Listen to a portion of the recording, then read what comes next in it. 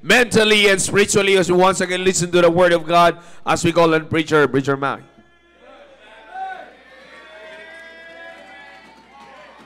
Amen, amen. Magandang hapon po sa inyong lahat. Alright, and it's good to be in the house of God. Amen. Again, wala na pong pinakatatalo sa pagkakataon po na ito na tayo po tayo po ay nagkakasama-sama sa pananambahan dito po sa tahanan ng Diyos. Amen. Well, I'm going to speak to you this afternoon about something na pinakakailangan po nating balikan sa ating pong buhay bilang pong isang Kristiyano. And the very purpose of this message tonight is to wake us up, because we have to admit the fact that every one of us inside the auditorium tonight need this one word. Okay? At yung one word po na yan ay involve ang salitang restoration. Amen. Okay, so let's open our Bibles in the very familiar passage from the book of Psalms, chapter number 51. Psalms chapter number 51. Psalms chapter number 51 in verse number 12. Okay, a very familiar passage. Psalms chapter 51 in verse number 12. Are you there? Amen. Are you there? Amen. Now the Bible says, "Restore unto me the joy of thy salvation, and uphold me with thy free spirit." Restore unto me the joy of thy salvation, and uphold me with thy free spirit.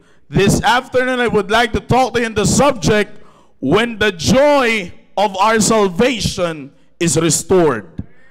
When the joy of our salvation is restored. Tayo po ay manalangin. Dakila po naming Diyos, amang banal na makapangyarihan sa lahat.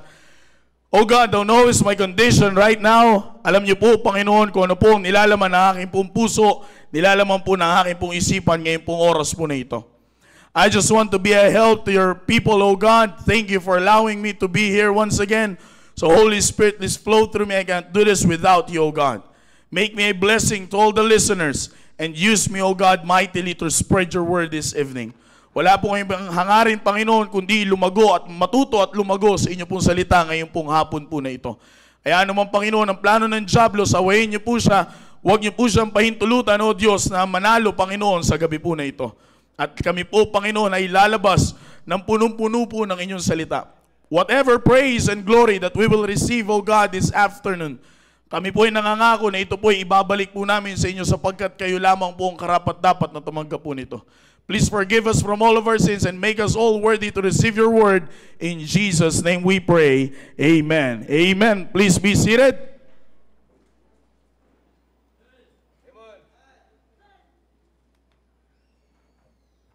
Amen. At alam niyo po, mahirap, no? Mahirap isang linggo ka sumisigaw. Reception pa lang, ubos na boses mo eh.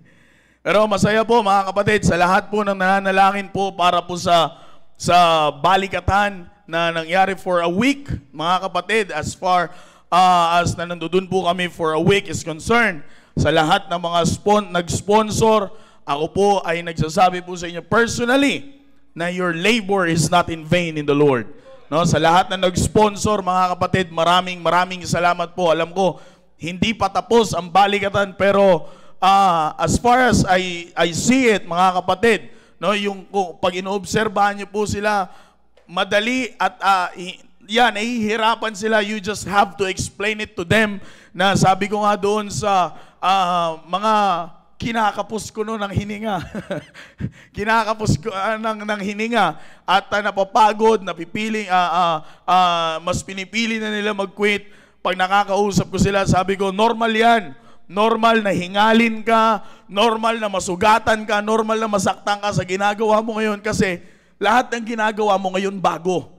Bago sa'yo yan eh, hindi ka sanay dyan eh. Kaya ka hinihingal nung nag-push up ka kasi hindi ka nagpo-push up sa bahay. O kaya ka ganito, kasi ang ginagawa lang ng mga kabataan ngayon, higa, sutulog, cellphone, yun lang, gala. Yun ang ginagawa eh. Kaya sabi ko sa kanila, normal yan, huwag ka matakot masugatan. Huwag ka matakot hingalin. Pag hinihingal ka, huminga ka lang ng normal. Yung iba po kasi talagang pag hinihingal, talagang ganun na eh. Kaya sabi ko, relax ka lang. Hindi ka pa mamamatay. Sabi ko, hindi ka pa mamamatay, relax ka lang. Kaya sabi ko, para mas malalo mong ma-enjoy ang balikatan. Kasi sabi ko nga po doon sa isa naming ka-area, talagang alam kong malapit na siya magbalak umuwi. Sabi ko, ako mamumroblema sa pamasahe na ito. Sabi ko, hindi naman ito alam naman ihatid ng bus mag-isa yan, mga kapatid, di ba? Sabi ko nga doon sa isa, sabi ko, normal yan. Pag tinanggal natin yung paraan para hingalin ka, yung paraan para masugatan ka, yung paraan para magganito ang mangyari sa'yo, hindi mo may enjoy ang balikatan. Pero pag naranasan mo lahat yan, proud ka na ikaw talaga'y nakasali ng balikatan. Kaya sabi ko, relax ka lang, normal yan. Kaya continue to pray for them. Kasi, alam niyo po mga kapatid, ito pong mensahe po na ito ay nabuo po ito when our pastor preached a message last Wednesday.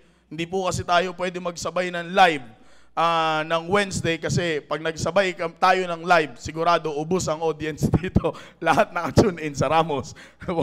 So, hindi tayo pwede magsabay ng live. But when our pastor preaches a message all about the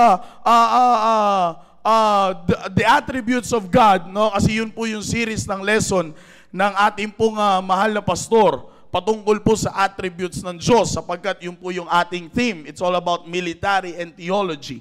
Now, when our pastor preaches that kind of message po during Wednesday night, sa dulo po ng kanyang ng kanyang pong mensahe, because pinreach po ng ating mahal na pastor yung patungkol po sa pagiging unchangeable ng Diyos. And he point out na sa buhay ng mga tao, sa buhay ng isang tao ngayon, pilitin man po nating magbago. Sabi nga ng ating mahal na pastor, baguhin mo man ang sitwasyon mo. Baguhin mo man kung yung lugar kung nasan ka ngayon. Hindi pa rin mababago ang sitwasyon mo. Lumipat ka man ng lugar, baguhin mo man yung routine mo sa buhay, but there is only one person that can change everything in your life, and that is the unchangeable God. Kaya nga after that message, mga kapatid, ang ating pong mahal na pastor ay nagpataas ng kamay sa mga kabataan na nandoon, sa mga cadets na nandoon. At ang sabi niya, sino ang malabo pa sa inyo ang kaligtasan? Sino pa dito ang hindi nakakaunawa sa inyo pag sinabi nating kaligtasan, ikaw ay ligtas? Mga kapatid, maraming pong nagtaas ng kamay. And some of them, they know, maliwanag po sa kanila yung presentation. Katulad po ng isa na aking pong pinick up. Sapagkat nung pinatayo po ng ating mahal na pastor, yung mga delegates, kami po ay inatasan niya as to be a counselor to those na tumayo. So ako po yung lumapit sa isa po namin, kasi nakita ko, sabi ko sa area ko to. At yung isang bata, yung isang tao po na yon, prior to that message, bago po yung mensahe nung gabi, nung tanghali, nagbalak na siyang umuwi. Sa isang rason, hindi niya talaga kayang kumain ng gulay. Sabi ko, relate tayo, relate. Joke. Sabi ko, really, hindi. Sabi ko, parehas. Sa isang rason, yun lang, kaya niya yung physical, kaya niya and everything, pero talagang hindi niya daw kaya. Nagbabalak na siyang umuwi. Pero he decided, kasi nung tinawagan niya yung ate niya, sabi niya, uuwi ka, wala kang uuwian dito, walang tao sa bahay. Kasi ang galing, ang talino eh. Pagdating sa Tarlac ng kanyang kapatid, umuwi sila lahat ng probinsya. So kahit mapauwi mo dito, walang uuwian yun. O, di ba? Eh, sabi, wala kang uuwian. So wala siya ibang choice kundi magstay. Maaring labag sa kanyang kalooban yon. Pero ako'y nagpapasalamat sa Panginoon na yung mensahe na kanyang narinig, saktong-sakto. Kaya nga when I talk to him, sabi ko, ano sa part ng sinasabi mong hindi mo nauunawaan sa buhay mo ngayon? Sabi niya po sa akin, maliwanag na siya ay saved. Naiintindihan niya lahat yung shiner sa kanya, nakinig naman siya. In fact, last youth revival, nakapagbitaw po siya ng salitang, hindi na ako mag-iimbita ulit dyan sa simbahan nyo kasi nakaka-boring naman yan. Hindi na ako magdadala ng kaibigan ko dyan kasi nakaka-boring naman yan. And right after that message, mga kapatid, nung nilapitan ko po siya, when I talked to him, ang sabi niya po sa akin, Sir, kaya ako nakapagbitaw ng ganun. Nakikinig naman ako eh. Interesado naman ako. Nakapag-Sunday school ako, sir, nung bata ako. Yung kapatid ko po yung kanya pong kapatid ay bunga pa po ni Ma'am Lerma. Disciple po ni Ma'am Lerma. Sabi niya, nakikinig naman ako sa tuwing, hindi nga sir, alam ko sir, nakapagbitaw ako ng boring ang simbahan, pero gusto ko lagi ako nasa church. But meron po siya isang problema. Every time na magpipreach ang ating pastor, hindi niya maintindihan ang sinasabi. He became honest, sabi niya, hindi ko talaga sir maintindihan. Hindi ko maintindihan, nakikinig ako, hindi ako nakikipag-usap, hindi ako nakikipaglaro sa aking upuan. Nakikinig ako. At kapag tiningnan ko po siya during messages doon sa balikatan, totoo naman yung sinasabi niya, nakikinig naman talaga siya. Kaya nga sabi niya, sir, lahat inatendan ko eh. Umattend ako ng youth revival, sumama ako dito sa balikatan. Nakikinig ako, nandiyan ako pag Sunday. Pero sir, yun ang problema ko. Hindi ko maintindihan yung sinasabi ng pastor. Hindi ko maintindihan yung mensahe ng salita ng Diyos. Kaya nga po sabi ko sa kanila, isa lang ang dapat mong ayusin ngayon. Yung relasyon mo sa Diyos. Wala nang ibang susi, sabi ko sa kanya, para maintindihan mo yung sinasabi ng salita ng Diyos, ayusin mo ang relasyon mo sa Diyos. Ayusin mo ang relasyon mo sa Diyos. Get right with God. Sabi ko sa kanya, kaya nga, muli po namin binalikan ang kanyang salvation. Kaya nga sabi ko, isa lang ang pamamaraan, Brad, sabi ko, para maayos ang iyong relasyon sa Diyos. Una na makita mo dapat is yung totoong kalagayan mo. And then so on and so forth, I share to him the gospel again. And brethren, not to be emotional at this part, pero mga kapatid, during prayer time sa aming pong salvation, habang pinapasunod ko po siya sa panalangin, halos hindi niya po matapos ang panalangin. It's just, sabi nga nila, repeat after me. Yeah, susundan lang naman tayo. Sila yung sabi ko, Brad, ngayon, kung ito man ay nagawa mo na before, gawin mo to ng totoo ngayon. Seryosohin mo ito ngayon sapagkat ito ang susi para maintindihan mo ang salita ng Diyos. Yung magkaroon ka ng maayos, mga kapatid, sabi ko nga, not to be emotional, pinipigilan ko na lang din yung sarili ko eh. Kasi habang pinuulit niya po yung aking sinasabi, hindi niya po talaga halos makumpleto yung word na yun. Hindi niya ang tagal po naming nalalangin when it comes to salvation, na tinatawag po nating sinner's prayer. Ang tagal po namin sa part na yon. At mga kapatid, sabi ko nga, kinabukasan, inoobserbahan ko siya. Dati siya yung nagbabalak mag-quit. Nung meron na mag-quit sa grupo niya, bagamat natuluyang mag-quit, pero isa na siya sa nag-i-encourage na huwag ka mag-quit. Kapatid, yan po ang pinaka-tema ng mensahe po natin ngayon. Sabi ko nga po sa inyo, the very purpose of this message is to wake us up na maaaring kailangan po natin tanggapin ang katotohanan that all of us inside this auditorium needs this one word, and that is the word restoration. A simple word, yet it is a powerful word. A word that a lot of people nowadays are neglecting because they thought that they are fine. Ang salitang restoration po, kung isasalin po natin ito sa ating pong lingwahe, sa maintindihan lamang po natin. I'm not sure if this is the right Tagalog word for this. But kung isasalin po natin, ito po'y pag-aayos. Pag-aayos muli sa isang bagay na meron nawala or nasira. Now, kung bakit po ito ninineglect ng maraming tao ngayon? Because whether we accept it or not, a lot of us nowadays are accepting na wala tayong pagkakamali. Kaya nga po mga kapatid, marami pong ngayon, that is why a lot of Christians are struggling in their Christian lives because they don't admit that they need this word. But this evening, by the grace of God, let me be a help to you as we all see what will happen when the joy of our salvation is restored. Psalms chapter number 51. Psalms chapter number 51 is David's prayer after he sinned against God. Huwag na po natin pag-usapan kung ano yung kanyang kasalanan. But after he sinned against God, this is his prayer. Verse number 12 is the highlight of David's prayer. Because David knew that when the joy of his salvation will be restored, something great will happen in his life. Alam ni David nagkasala si David, alam niya na nagkasala siya sa harap ng Diyos. Kaya nga po itong buong Psalms chapter number 51, kung inyo po itong babasahin, ito po ay taos-pusong panalangin ni David sa Diyos. Na kung babasahin nyo po, damang-dama mo, sabi ko nga, not to be emotional, pero pag binasa mo po ito, damang-dama mo at makikita, mapipicture out mo kung paano nananalangin si David Have mercy upon me, O God, according to thy loving kindness, according to the multitude of thy tender mercies, blot out my transgression. Alam niya, kapatid, kung kanino at sino ang kausap niya.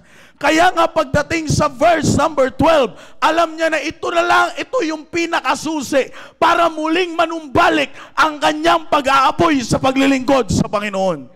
Kaya nga verse number 12 of Psalms chapter number 51, ang highlight po ng panalangin ni David. Now the first word that you will encounter on that verse is the word restore. The word restore, it means to give back something important that was lost. The word restore, it means to give back something important that was lost. David knew that the time he sinned against God, he lost the most important thing in his life, and that is the joy of his salvation. Alam ni David yon. But as you can see, mga kapatid, David didn't give up. David didn't give up, but instead of giving up, he wants to regain the joy he felt when he had a closer relationship with God. Alam niyo po, mga kapatid, marami po sa atin ngayon ang nagkasala sa Panginoon at madali tayong sumuko. Madali tayong mag-give up sa buhay. The first thing that na pumapasok po sa isip po natin, kapag tayo po ay nagkasala sa harap ng Diyos, tayo ay nakagawa ng hindi maganda sa harap ng Diyos, ang unang pumapasok sa isip natin ay sumuko na lang. Iiwan na lang ang mga bagay. Kapatid, may I remind you, you need to counter that kind of attack ng Diablo. Sapagkat ang gusto ng Diablo, matanggal ang picture at imahe ng Diyos sa ating personalidad. Kaya nga, He always tempts us. Kaya nga, lagi niya tayong sinusubukan. Lagi niya tayong pinapadala ng mga bagay na madali tayong mag-give up. Pero once we sin against God, let me tell you this evening, brethren, that is not the end of our life. Normal. Sabi nga po natin dito, ilang beses na po natin naririnig sa pulpito. Normal na magkasala ka, pero iba yung mamuhay ka sa kasalanan. Normal na magkasala ka, bakit? Unang-una na lagi kong sinasabi, tao ka eh. Pag sinabi mong hindi ka na nagkakasala, ang unang-una rin na i-check mo kung tao ka. Ganun lang kasimple yung kapatid. David sinned against God. David knew that is normal. Pero hindi niya hinayaan na mag-give up siya. Kasi alam ni David, once na nag-give in siya sa gustong mangyari ng Diablo, na mag-give up siya, total nagkasala ka na rin naman sa Diyos. Isipin mo, hari ka, tinitingala ka ng maraming tao, tapos yung nagawa mong kasalanan ay ganito. Maaring ganun na ang bulong sa kanya ng Diablo. But instead of stepping out or giving in sa gustong mangyari ng Diablo, he kneeled down and prayed to God to restore the joy of his salvation. Hindi siya nag-give up. Ang gusto ni David ulit maranasan sa buhay niya, yung experience at yung sarap na siya ay malapit sa Diyos. Brethren, don't you ever forget that there is no such thing sa ibabaw po ng mundo na ito na makakatumbas sa kasiyahan na alam mo na ikaw ay merong maayos na relasyon sa Diyos. Pera, money, fame, Hindi yan ang pangtumbas natin para sabihin natin meron tayong maayos na relasyon sa harap ng Diyos. Because the only thing that can give joy to a Christian is the joy of His salvation. Mga kapatid, kung pera lang, maraming tao ang may pera ngayon pero malungkot ang kanilang buhay. Maraming tao ang sikat ngayon na imbis na yung kasikatan nila ay magdadala sa kanila sa kasiyahan ng kanilang buhay, nagdala pa yun sa kanila ng kaguluhan sa kanilang buhay. Kaya nga kung itong dalawang bagay po na ito, money and fame, ay ilalagay po natin sa ating Kristiyano pong buhay, we will never have that great experience sa Diyos po natin. Alam niyo po kung bakit? Sapagkat hindi po yan ang susi ng kasiyahan ng isang Kristiyano. Money is not the key, is not the root of joy para sa isang Kristiyano. But instead, ang tinuturo po ng Bible, money is the root of all evil. Yan ay pagpapakita na anuman po ang bagay sa ibabaw ng lupa na ito ay hindi kayang tumbasan ang kasiyahan na maidudulot sa iyo ng bunga ng iyong kaligtasan. Kaya nga kapatid, dito po makikita po natin in the Bible, there are some personalities that great things happen in their life when God restored the joy of their salvation. Ilang personalidad, mga kapatid, ang mababasa po natin sa Biblia, na nung na-restore, yes, nang hina sila, naging down sila spiritually, pero sabi ko nga po, just like David, hindi po sila sumuko. Kung pag-aaralan niyo po mamaya, madadaanan po natin yung some of them. Iisa lang ang kanilang ginawa. Lahat sila ay nanalangin. Lahat sila ay nanalangin. Kaya nga, when the joy of their salvation is restored, they all succeeded in their life. Lahat sila ay nagkaroon ng magagandang record sa Bible.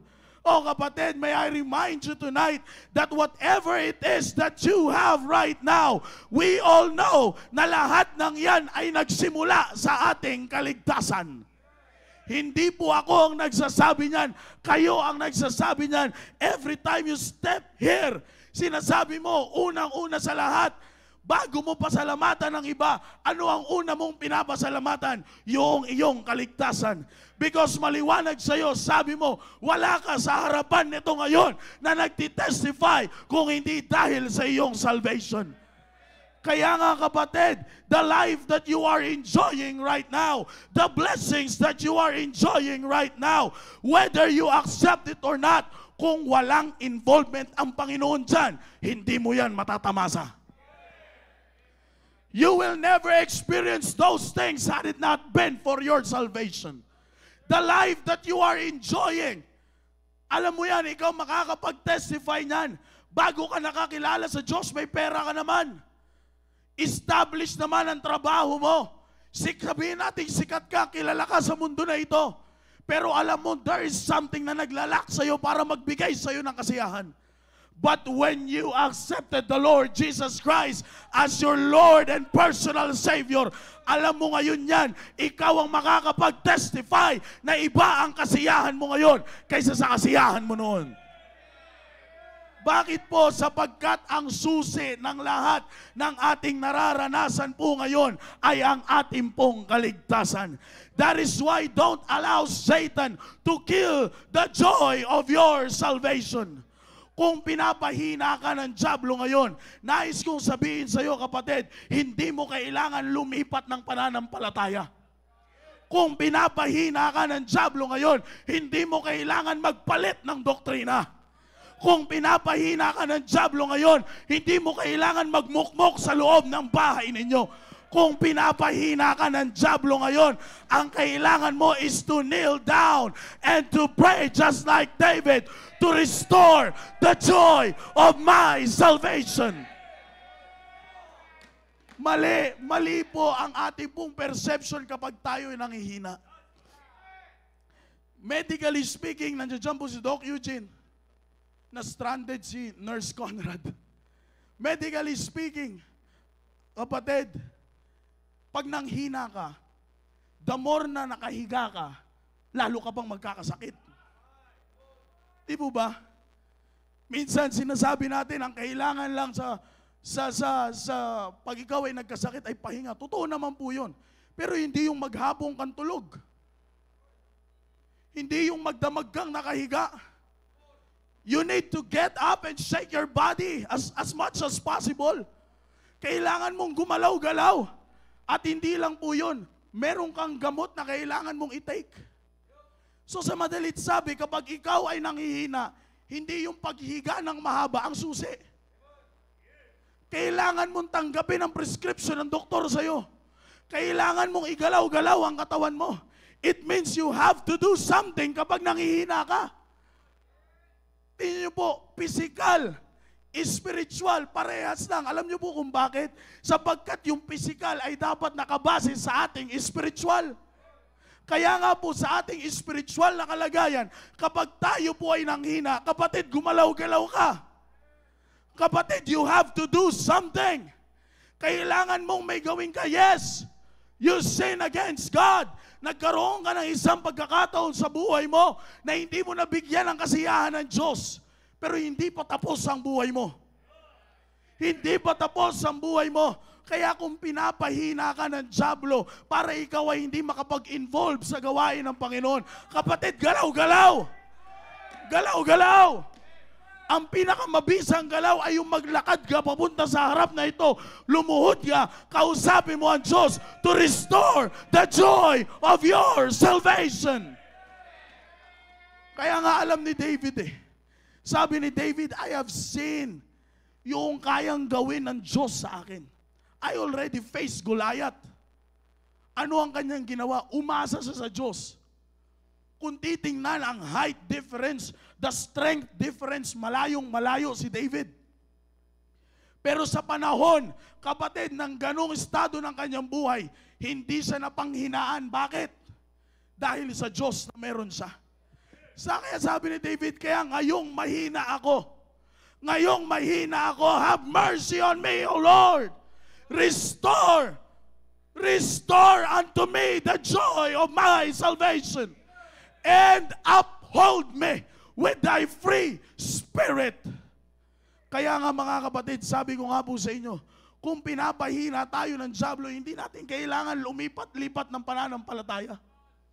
Hindi natin kailangan magpalit ng doktrina. Hindi natin kailangan umupo sa loob ng bahay, magmukmok, mag-post sa social media na ikaw ay malungkot, magpo-post ka sa thought para ipaalam sa buong mundo na ikaw ay malungkot. Hindi mo kailangan yon, kapatid. Hindi mo kailangan yon. Ang kailangan mo kapag nanghina ka ay lumuhod at kausapin ang Diyos. You have the Spirit of God within you. We have the Holy Spirit in us. Kaya nga wala tayong rason talaga, sa totoo lang kapatid, para tuluyan tayong manghina. Lahat tayo ay nanghihina, pero hindi tayo dapat magbabad at manatili sa ating paghihina. Sapagkat we have the Holy Spirit within us na mag-aangat po sa atin sa panahon na tayo ay mahina. We have God na pwede po nating lapitan para mai-restore ang isang importanteng bagay na nawala po sa atin. And that is the joy of our salvation. Minsan minamaliit po natin ang bagay po na ito.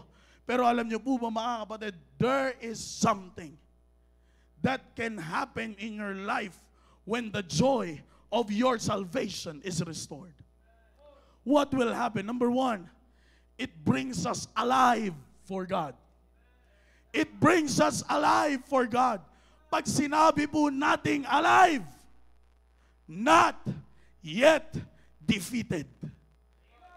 Not yet defeated. By implication, it means there is still hope. There is still hope. See, David knew that he sinned against God. But we can all see that at the end of his story, great things happen in his life. He is the only person in the Bible that was called a man after God's own heart. A man after God's own heart. Ano pa po ang mga nangyari po sa kanya? Marami pa. After he sinned, marami pa nangyari. The major things na nangyari po sa kanya, yung una ko po sinabi.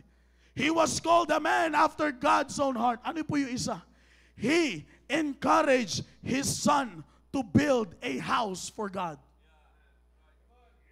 Ang naging successor niya ay yung kanyang anak na nagpatayo ng templo para sa Panginoon. Sino ang rason? Si David. Mga kapatid, kung si David ay tumigil nung siya ay nagkasala, walang Solomon na nag-build ng temple para sa Diyos. Kung si David ay nag-give up nung siya ay nagkasala, hindi sana siya matatawag that he is a man after God's own heart. Kapatid, imagine niyo po yan. Successor niya sa kanyang pwesto ay yung kanyang anak na nagkaroon ng magandang record. Naipatayo, he encouraged his son to build a temple for God. Maaring kung siya ay nag-give up, maaring mag-build si Solomon. Kaso nga lang, maaring hindi rin para sa Diyos. Pero, nakita po natin, he didn't give up. Sabi ni David, maaring ako ay nagkasala, pero buhay pa ako. Buhay pa ako, I'm still alive. I'm not yet defeated. The fact that I am still breathing right now, the fact that I can still walk, I can still talk, there is still hope for me, sabi ni David. That is why David said, I have sinned against you, O God, but restore unto me the joy of thy salvation. Restore unto me. Now my question, who is stopping you from having hope in your life? Sino ang nagpapatigil sa inyo, mga kapatid, na magkaroon ng pag-asa sa buhay? Yes, we sin against God, but it should not be the reason to lose our hope in this life, because God can still use us mightily into His ministry. Ano po ang gagawin natin? All we have to do is to ask Him with all His might, restore unto me the joy of thy salvation. Kapatid, buhay ka pa. May pag-asa pa hanggat bilang isang Kristiyano, sabi ko nga po sa inyo, nanghihina tayo. Pero yung mag-dwell ka sa panghihina mo, ibang usapan na po yun. Yung maupo ka lang at sabi mo, hindi na ako magsisimba. Dito na lang ako sa bahay. Hindi na ako magsisimba. Bakit? Akala mo lahat ng tao dyan, perfecto. Hindi na ako magsisimba.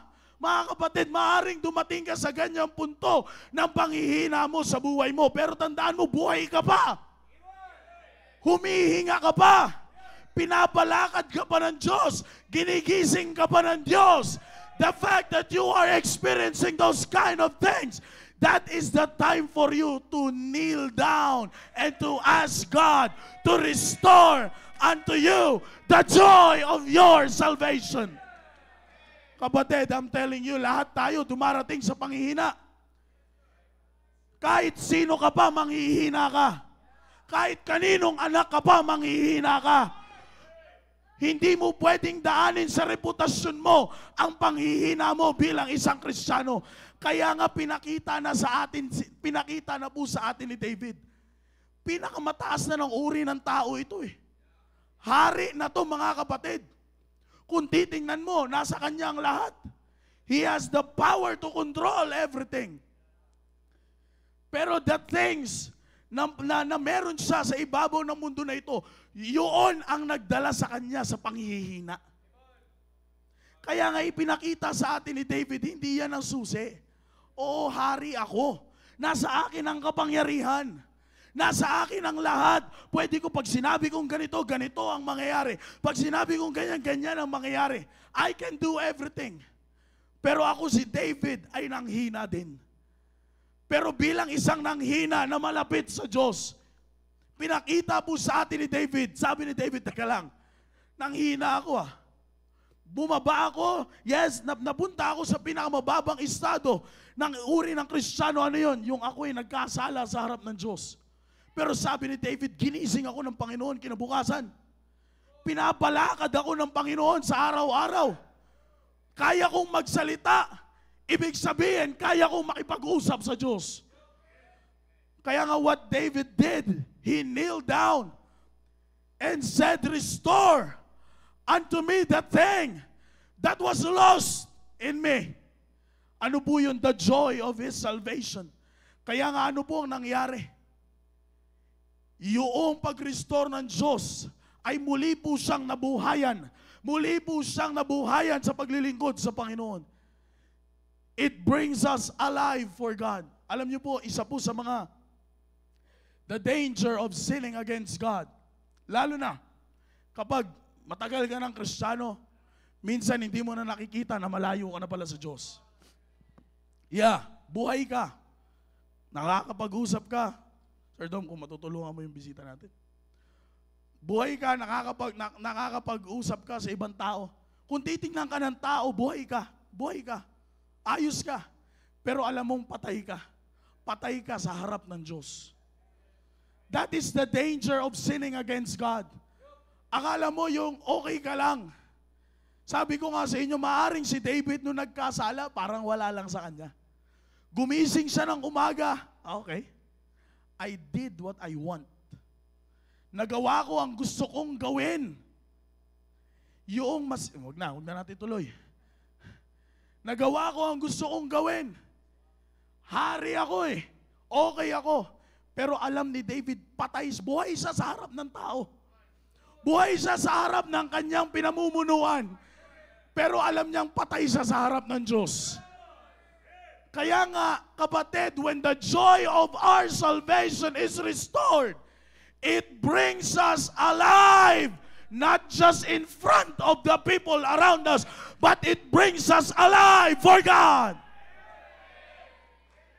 Mga kapatid, maigi na yung patay ka sa harap ng tao kung titingnan ka nila, pero alam mong buhay ka sa harap ng Diyos. Maaring hindi sa'yo bumilib ang tao, wag mong habulin yon. Maaring hindi ka sikat sa paningin ng tao. Maaring mababa ka sa paningin ng tao. But as long as you are alive for God, everything is fine. Hindi mo kailangan habulin ng mga bagay sa ibabaw ng lupa na ito para panatiliin ang katangian mo na buhay ka sa harap ng tao. Mas mahirap na buhay ka sa harap ng tao pero patay ka sa harap ng Diyos. Kaya nga hindi yun ang hinabol ni David. Ang hinabol ni David is yung maging alive siya sa harap ng Diyos. Kaya nga sabi ni David, maaring yung aking pagkakamali ay acceptable sa mata ng tao. Pero alam kong hindi yan acceptable sa mata ng Diyos. That's why restore unto me the joy of thy salvation. Kaya nga kapatid, huwag mong pahintulutan na patuloy kang mapanghinaan ng loob kapag ikaw ay naglilingkod sa Panginoon. Maaring na doon ka sa isang sitwasyon na okay ka sa harap ng tao, but if you will be honest to yourself, you're not okay in front of God. Kaya nga yun ang mas kailangan mong atupagin, kapatid. Yun ang mas kailangan mong intindihin. Yung maging maayos ka sa harap ng Diyos. Yung maging buhay ka sa harap ng Diyos. Sapagkat kapag tayo po ay buhay sa harap ng Diyos, anuman po ang gagawin po natin sa ibabaw ng lupa na ito is pleasing in the sight of God. When the joy of our salvation is restored, it brings us alive for God. And not just only that, when the joy of our salvation is restored, it brings us revival. Revive, to make someone active again. Ngayon, alam mo na kung paano ka naging active.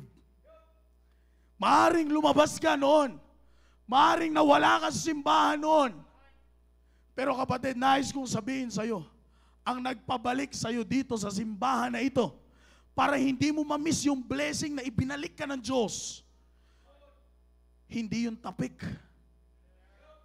Hindi yung sinabi nung katabi mo na, Brad, okay lang yan. Ganyan talaga ang mga tao ngayon. Kapatid, nais kong sabihin sa'yo, para hindi mo ma-miss yung blessing na muli kang nakaupo sa loob ng simbahan. Para hindi mo ma-miss yung blessing na muli kang nakakapaglingkod sa Diyos. It's not the top of the people. It's the preaching of the Word of God. It is the joy of your salvation that was restored upon you. Yun ang dahilan kung bakit na muli kang na-revive. By implication, it means, kapatid, sabi ko nga po sa inyo kanina, hindi pa huli ang lahat. The fact na nare-revive ka pa, di po ba? Kapag nasa bingit na ng tao, pag nasa bingit na ng kamatayan ng isang tao, gagamitan na siya ng maraming aparatos para ma-revive lang siya. Ano ang habol doon? Minsan, on the scene, makikita nyo po yan. Di ba? Pag yung isang tao ay nandiyan na, nakaratay na dyan, at tumigil ang kanyang hininga, ano po ang gagawin? Lalagyan na siya ng mga aparatos at on that scene, same scene, ay kanya po siyang, ano po bang tawag doon? Kukuryentehin? Di ba? Nire-revive siya sa pamamagitan, isa-shock siya. Bakit? Para lang maitawid siya sa hospital. Para lang, at pag na-shock na siya noong ginagamit po na yun, pag tumibok lang ulit ang puso niyan, alam ng doktor na malaki ang tsansa pa niyan mabuhay. Kapatid, ganun po sa atin. Kung ikaw ay nare-revive ba, ibig sabihin hindi pa tapos ang lahat sa'yo. Kung ikaw ay nakakatanggap pa ng revival, ibig sabihin hindi pa, it's not the end of your life. Pero nais kong sabihin sa'yo, ang dahilan niyan ay yung pag-restore ng kasiyahan mo sa iyong kaligtasan. Di ba? Sabi mo noon, hindi ka na magsisimba dahil sa mga gantong klaseng rason. Pero hindi mo rin alam, hindi ka nga nagsimba, nasa Google Meet ka naman. Hindi na talaga ako magsisimba kahit sa Google Meet. Hindi na ako magsisimba. Sabi mo dun sa Facebook Live, is watching. Di mo ba? Pilitin mo man ang sitwasyon mo, pero nandiyan pa rin yung revival na nasa iyo. Hanggang sa muli kang makaupo dito ngayon sa loob ng auditorium, hanggang sa muli kang makapaglingkod muli sa Diyos. Bakit? Anong dahilan yan? Ang dahilan yan, kapatid, ay yung muling nanumbalik sa iyo ang kasiyahan mo sa ginawa ng Panginoon para sa iyo. Kaya nga sabi ko po sa inyo, hindi po natin pwede basta-bastahin ang ating kaligtasan. Kaya nga sabi ko kanina, sa panahon na ikaw ay nanghina, manalangin ka. Hindi mo kailangan magmukmok, hindi mo kailangan kung ano ang gagawin, hindi mo kailangan ng mga bagay na yun. Ang kailangan mo ay sabihin sa Diyos na i-restore ang pinaka-importanteng nawala sa buhay mo.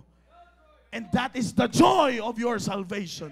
Because when the joy of your salvation is restored, it brings you revival. It brings you revival. Tingnan niyo po, sino po ang makikitaan niyo ng ganito sa Bible? Remember Jonah? Buksan po natin ang ating pong Bible. Jonah.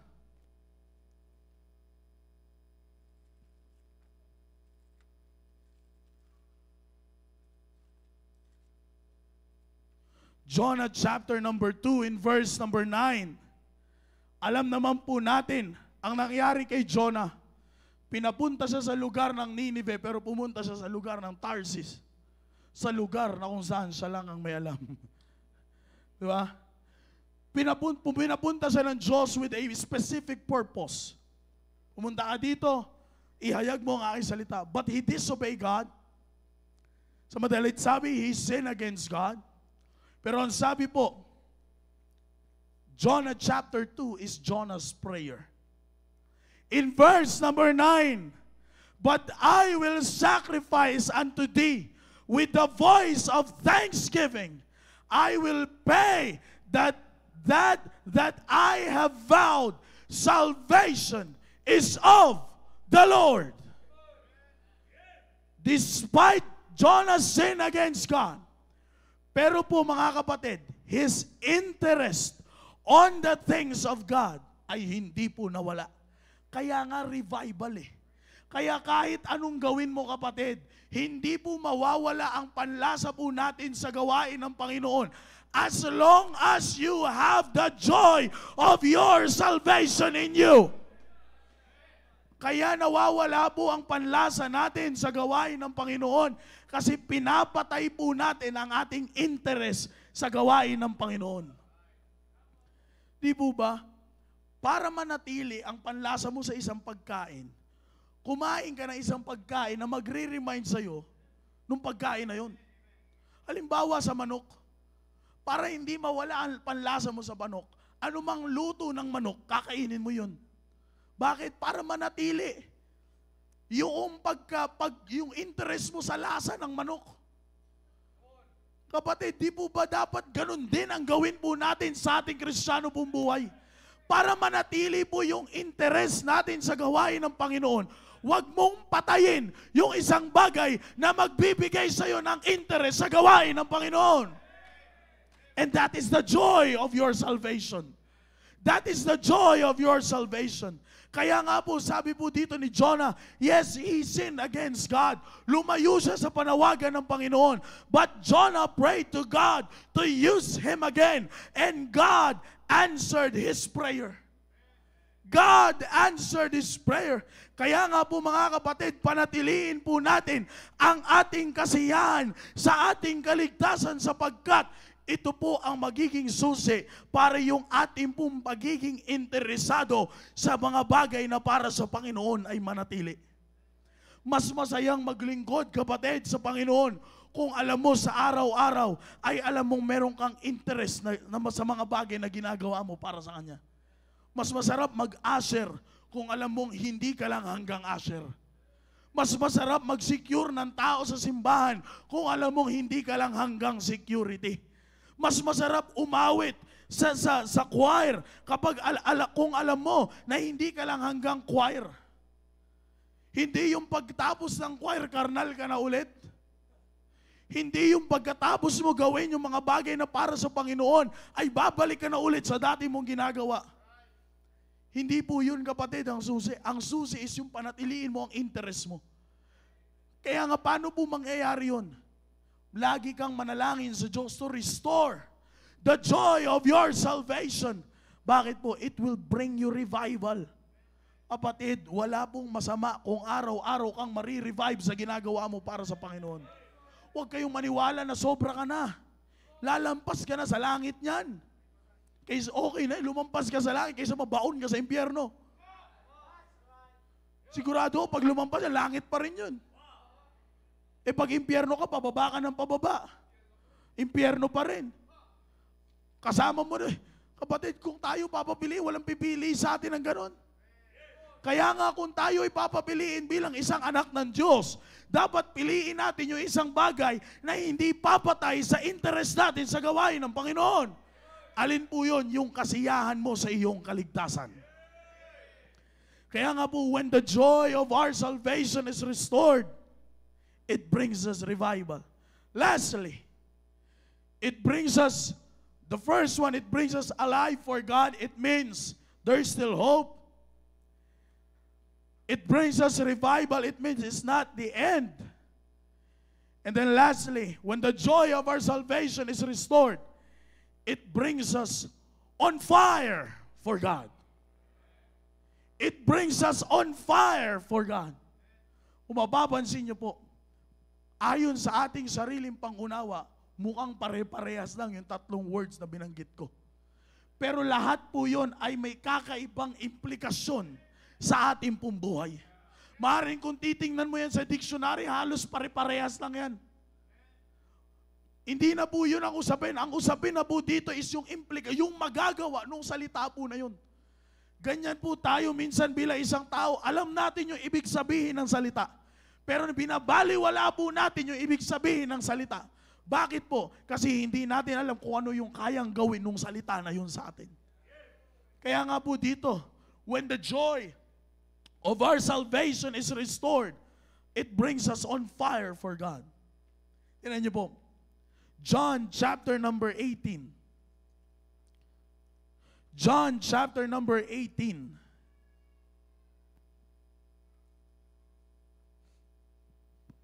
Verse number 25.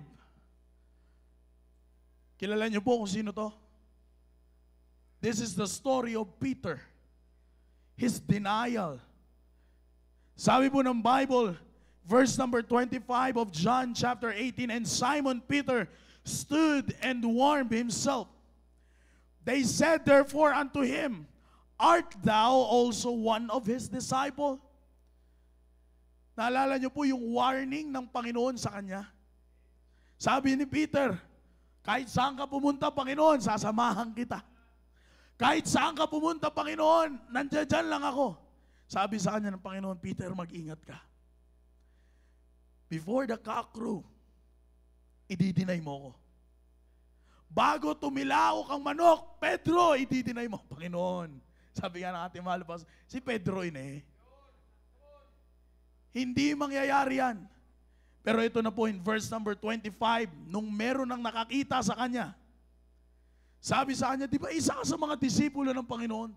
The next thing na kanyang sinabi, he denied and said, I am not. Verse number 26, one of the servants of the high priest, being his kinsman, whose ear Peter cut off.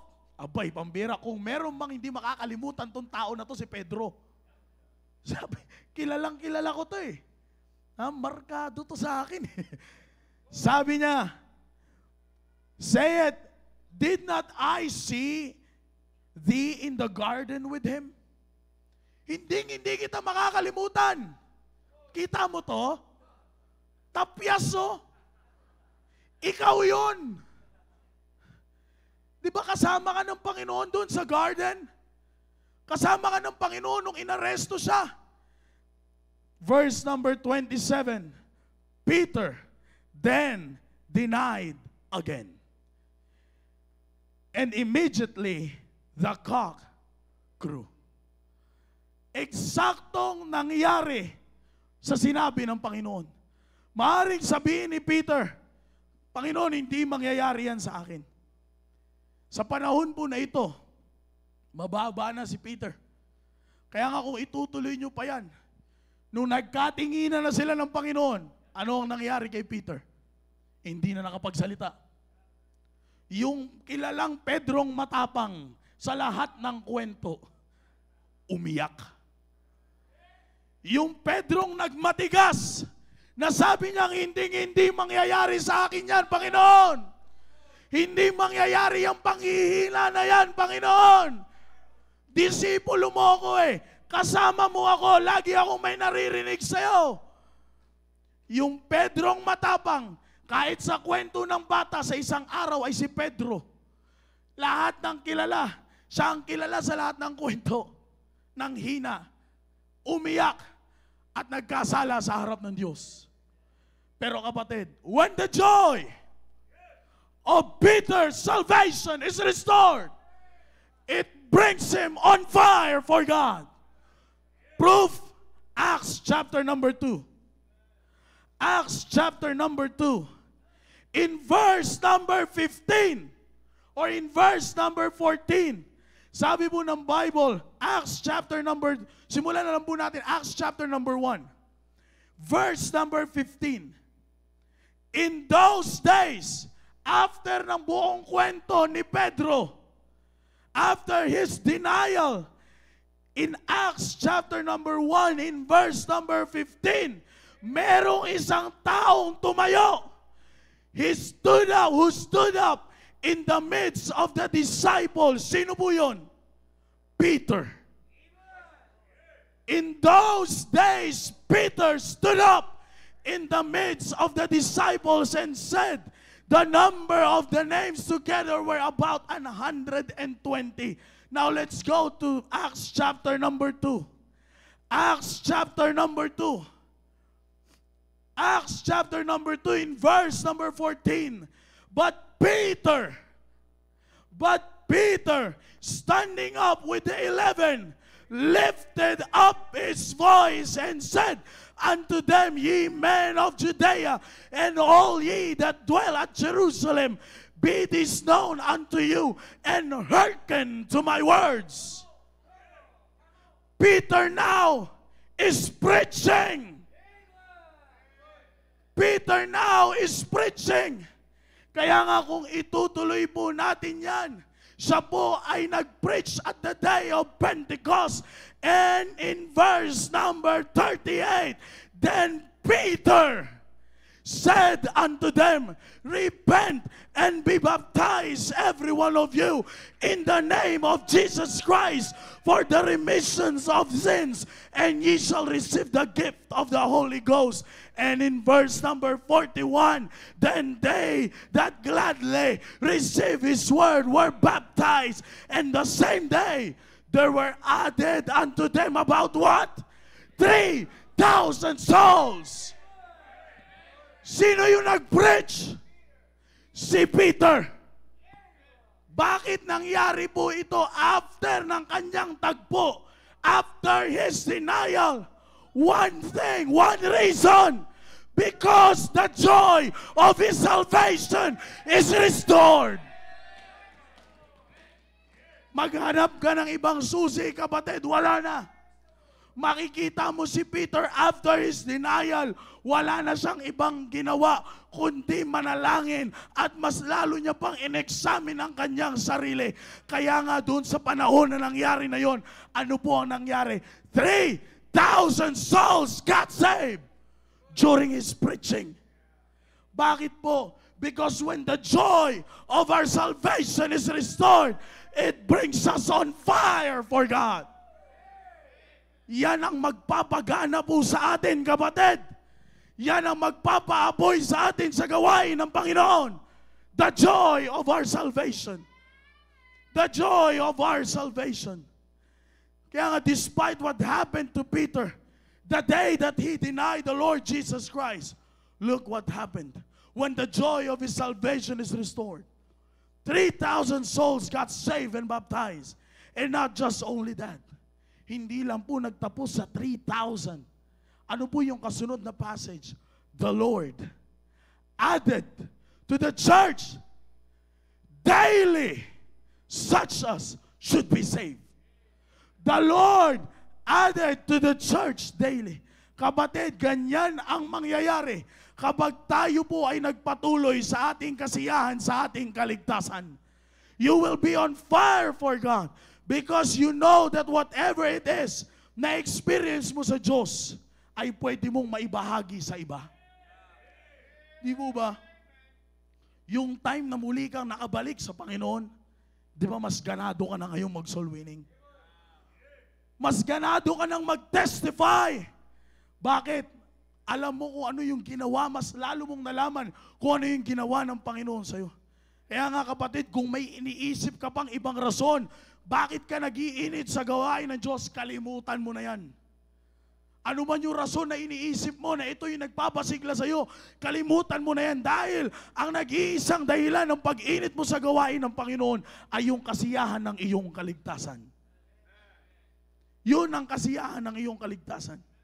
Now, it is very important to take note that to all people that lost their joy, the joy of your salvation, it is not the end of your Christian life.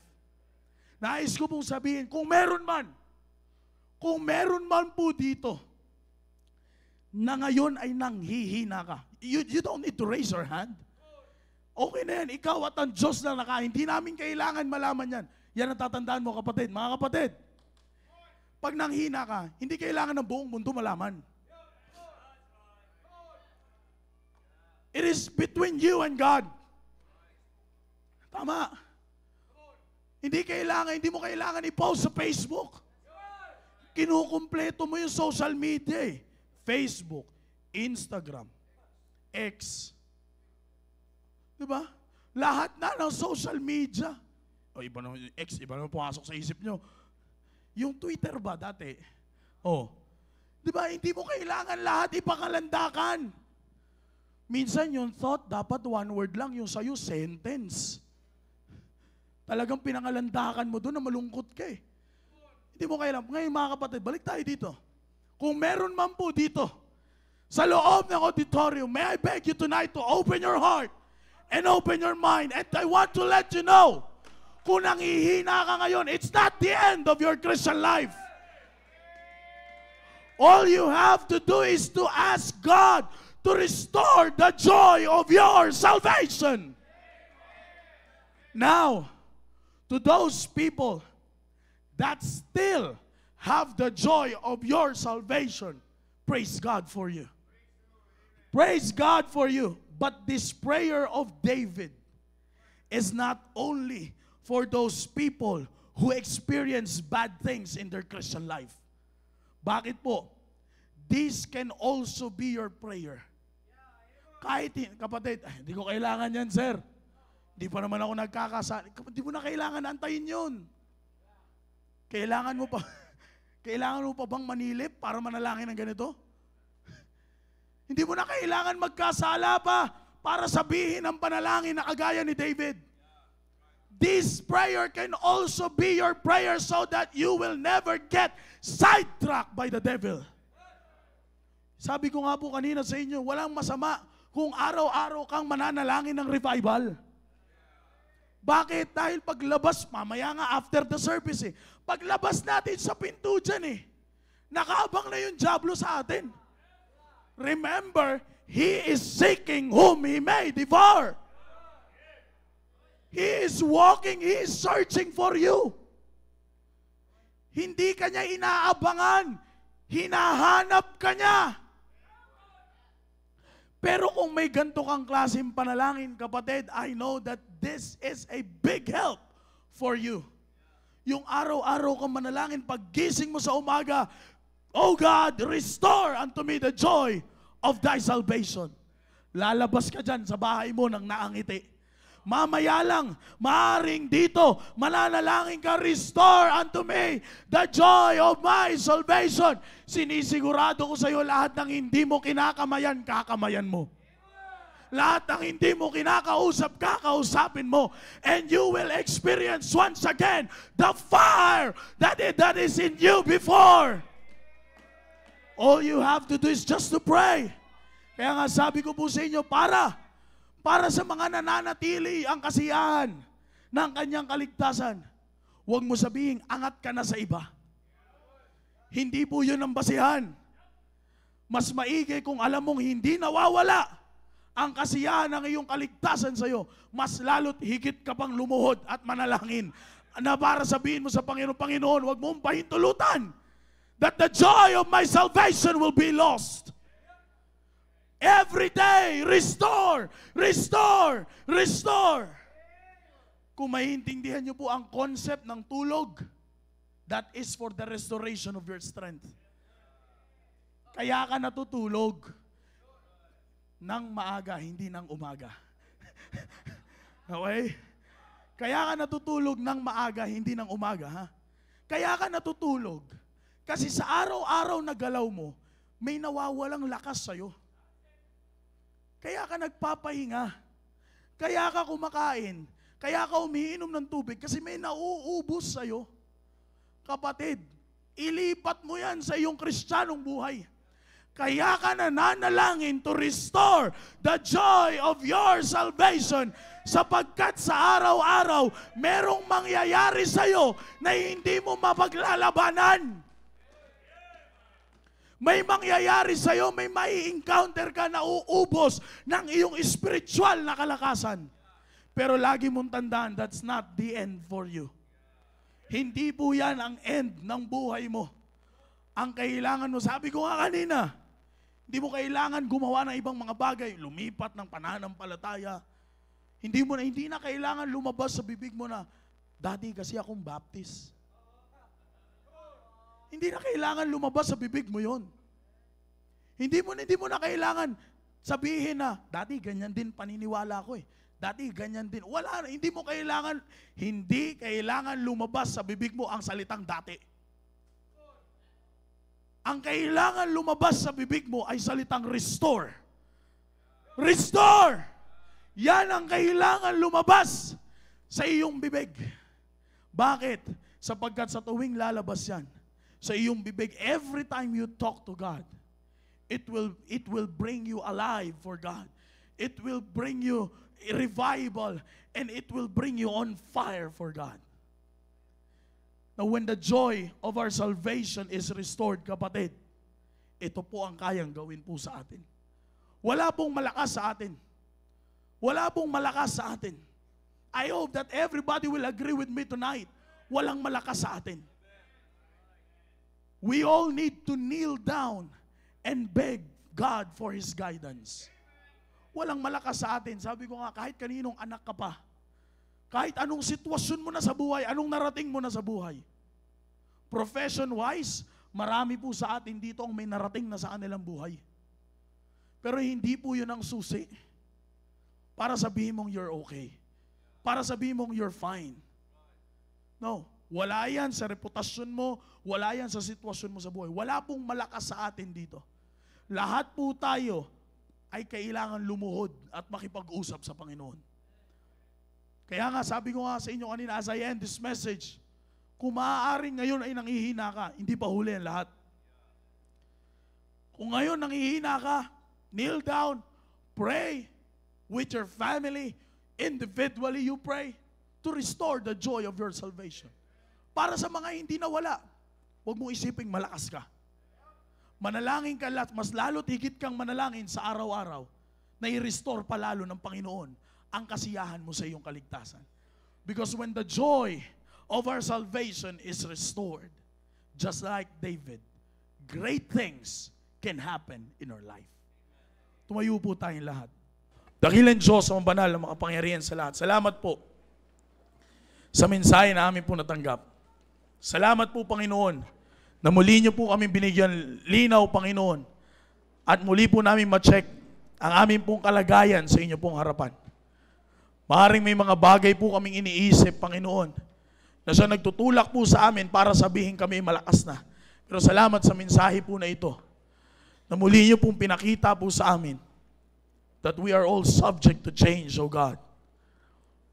But we thank you, O God, for once again reminding us that even though we sin against you, even though we change, there is still hope for us, O God.